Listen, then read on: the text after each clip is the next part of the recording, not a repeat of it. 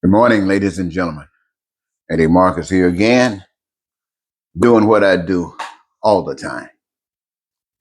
It is because you are so special. And it appears as if some little misinformation has gotten in there and it have you acting as if you aren't special, not for the benefits that you would receive. You know, I sit up and constantly, if you're watching the media, you're going to see this give and take, one against the other. Republicans against what the Democrats doing, and Democrats against what the Republicans are doing. And they all got their groups. Each one got a group that's very committed. Could get right down to the nitty gritty of the problem.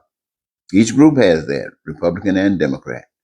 Then each group have those that can't really articulate the problem, but they feel in agreement with what's being said, and they, rather than do anything against it, they just be quiet and go along with it. And then there are those who don't even know what's going on, but they'll just go along with it for other reasons. Might be location, might be gender, might be a whole bunch of things.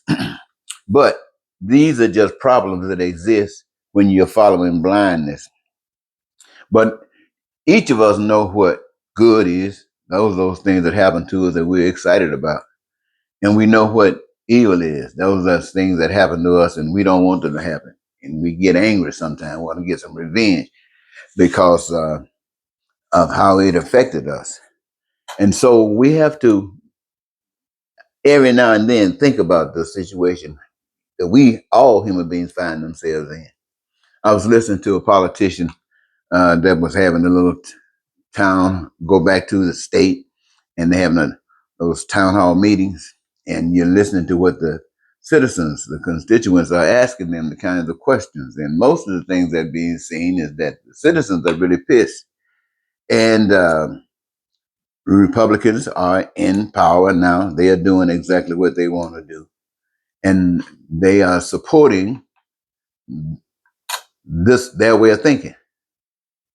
And like I said, people are upset about it. And then I heard they were talking about cutting Medicaid and Medicare and stuff like that. And one of the politicians, the Republican politicians at the town hall meeting said, do you think it's proper that a man, someone sitting around at home or doing nothing and not working, do you think they should receive Medicare? Now, for all practical purposes, if America was even genuine like they used to be, and that wasn't genuine, but it was better than that they are now, you could kind of agree with that. No, if you're gonna, yeah, go to, how that thing would go. But that's because of the way we've been taught. Now, see, when you think about that, this man is actually saying that in order to deal with this kind of what he called a problem, you should cut Medicaid. You should cut Medicare and do whatever you can to cut Social Security. Not only that, you should cut money that goes to institutions that have been designed to help you in relationship to education. You should cut money that's been directed to programs that set up to try to foresee what some illnesses might come about that you have to experience, and they want to do some research, but this evil will say, now let's cut that out. We don't even want to worry about that. In fact, if somebody gets sick, let's cut out reporting it. Let's present the best picture, like there's nothing going wrong in America. Now, this is something that every American perceive being said. But what would the power that is responsible for life say in regards to what you and I have just identified? Well, there's no question in my mind that power would say, I, that power, gave you, human beings, the earth. I made it perfect for you. I put you on this earth that I made for you. That's what this power was talking to me, trying to get me to understand what he's going to say. Not only that, I knew that in order for you to continue to exist here, you needed some resources. You're going to need something that you don't have and you are not able to make yourself just yet. And so all of the resources that are natural on this earth that we utilize to do anything that we do, it came with the earth. That's what that power is saying. It came with the earth, free. Now here we are, put on this earth, a free earth with all the resources necessary to do anything. But we are here. So what is our duty? What is our responsibility? Well, if we do nothing, what happens? I don't care what we got. I don't care what the earth possesses. If we do nothing, we got nothing. We don't survive. We don't do anything. All of the things that we do, we don't do any of it because we do nothing. So I don't think we were put on this earth just to do nothing. So it tells us we were put on this earth to do something. Who? Everybody that's on this earth is put on this earth to do something. You can call it a job. You can call it a career. You can call it whatever you want to call it, but they are contributing in the process of life. So we got the earth that God has given us free.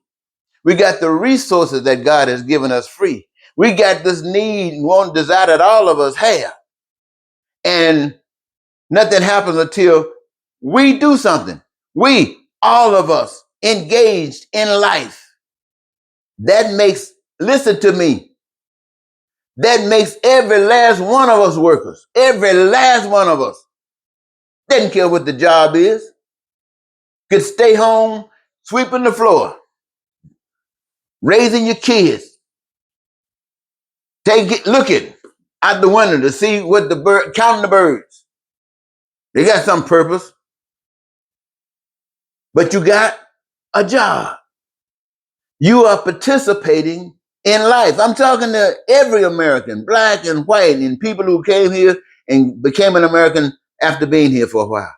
I'm talking to people in Mexico. I'm talking to people in Canada. I'm talking to people everywhere.